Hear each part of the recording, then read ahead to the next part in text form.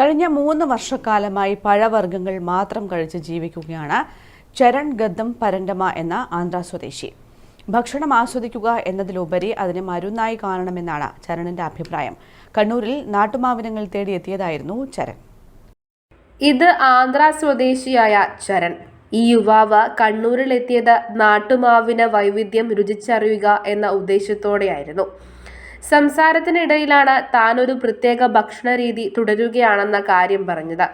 കഴിഞ്ഞ 3 വർഷക്കാലമായി പഴവർഗ്ഗങ്ങൾ മാത്രം കഴിച്ചു ജീവിക്കുകയാണ്. ആദ്യം ജങ്ക് ഫുഡുകൾ ഒഴിവാക്കി, പിന്നീട് പച്ചക്കറിയും പഴങ്ങളും ഡ്രൈ ഫ്രൂട്ടുകളും മാത്രമാക്കി ഭക്ഷണം. ശേഷം 3 വർഷക്കാലമായി പൂർണ്ണമായും പഴവർഗ്ഗങ്ങൾ മാത്രം കഴിക്കുന്നു. യാത്രകൾ ചെയ്യാനാണ് കൂടുതൽ ഇഷ്ടം. ഭക്ഷണത്തെ മരുന്നായിട്ടാണ് കാണുന്നതെന്ന് ചരൺ പറയുന്നു. When I used to eat vegetables, but later because of sensitivity it becomes I'm more sensitive to fruits.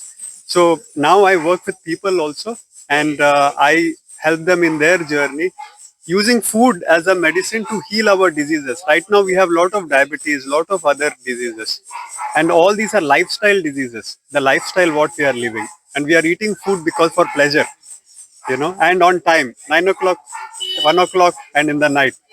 So I am working using food how we can heal our own diseases, and I love fruits. ഏവരെയും വിസ്മയിപ്പിക്കുന്നതാണ് ഇദ്ദേഹത്തിന്റെ ഭക്ഷണ രീതി. കണ്ണൂരിലെ മാമ്പഴങ്ങൾക്ക് നല്ല രുചിയാണ്. ഇനിയും മാമ്പഴ രുചി തേടി ഇവിടേക്ക് എത്തുമെന്ന് പറഞ്ഞാണ് ചരൺ മടങ്ങിയത്. News bureau, Pazhayangadi.